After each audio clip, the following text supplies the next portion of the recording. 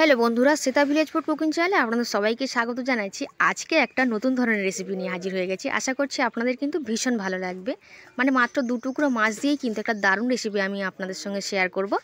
আশা করি রেসিপিটা আপনাদের ভীষণ কিন্তু ভালো লাগবে। আমার যে সকল বন্ধুরা তাদের অমূল্য সময় নষ্ট করে আমার এই বকবকটা শোনেন এবং প্রতিনিয়ত আমার ভিডিওগুলো দেখেন, তাদের কিন্তু অসংখ্য ধন্যবাদ। আর আজকে যদি চ্যানেলে কেউ নতুন এসে থাকেন, অবশ্যই করে চ্যানেলটিকে সাবস্ক্রাইব করে নেবেন। তো চলুন রেসিপিটা বানিয়ে নিচ্ছি। তো এখানে আমি বেশ বড় সাইজের রুই মাছ কিনে নিয়েছিলাম, তো সেই মাছের দুটো দাগা আমি নিয়ে নিয়েছি। তো এই দুটো পিস মাছ দিয়ে কিন্তু বানাবো। তো সেই জন্য প্রথমে এরকম জল বসিয়ে দিয়েছি, জলটা গরম হচ্ছে, আর এরকম একটা ছিদ্রযুক্ত থালা কিন্তু বসিয়ে দিয়েছি। মাছটাকে কিন্তু একটু সেদ্ধ করে নেব। তাই মাছ দুটোকে এর উপর দিয়ে দিলাম, থালার উপরে দিয়ে ঢাকনা দিয়ে ঢেকে কিছুক্ষণের জন্য অপেক্ষা করব। তো কিছুক্ষণ পর ফিরে এসেছি। দেখুন, একটু কাঁটা চামচ দিয়ে দেখে দিচ্ছি মাছটা কিন্তু খুব ভালোভাবেই কিন্তু সেদ্ধ হয়ে গেছে। তো এখন কিন্তু আমি নামিয়ে নেবো, নিয়ে একটু ঠান্ডা করে নেব, তারপর কিন্তু মূল রেসিপিটার দিকে চলে যাব।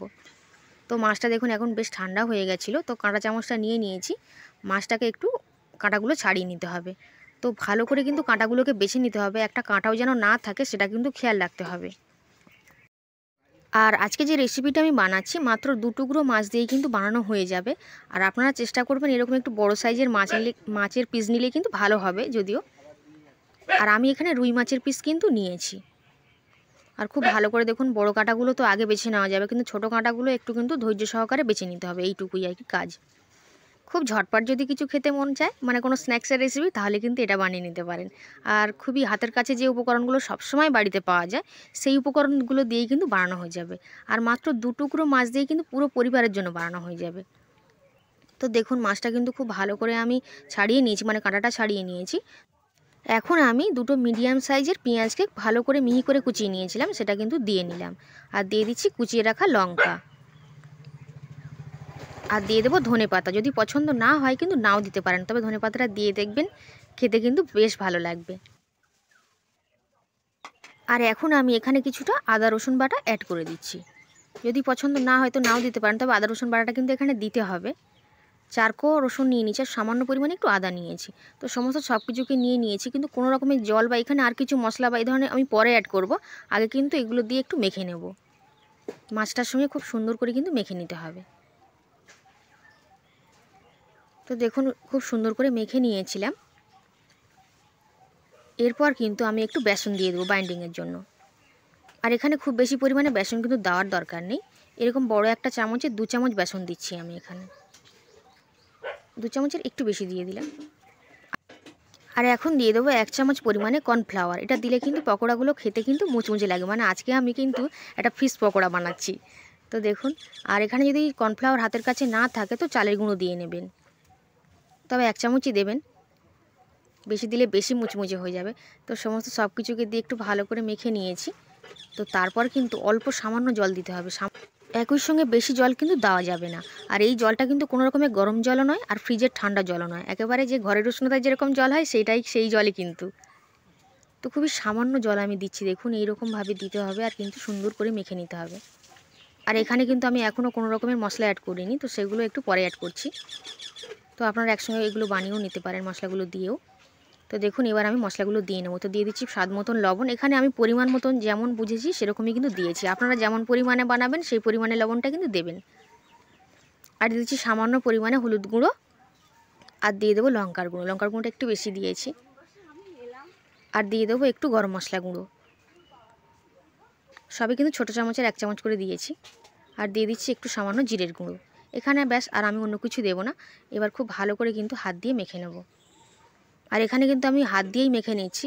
আপনারা যদি সম্ভব হয় চামচ দিয়ে বা অন্য কিছু দিয়ে মেখে নিতে পারেন, তবে হাত দিয়ে মাখিয়ে নিলে কিন্তু কাজটা একটু সহজ হয়, তো সেই জন্য। তো খুব সুন্দর করে মেখে নেবো। এখন কিন্তু পকোড়াগুলো ভাজবার জন্য পুরোপুরি রেডি হয়ে গেছে। আর এদিকে কড়াইতে ততক্ষণ তেলে আমি বসিয়ে দিয়েছি। তো দেখুন, খুব সুন্দর করে মেখে নিয়েছি। তো এইরকমই কিন্তু হবে, এর থেকে বেশি আর আলগা করবার কিন্তু দরকার নেই, আর খুব বেশি টাইট করবার দরকার নেই।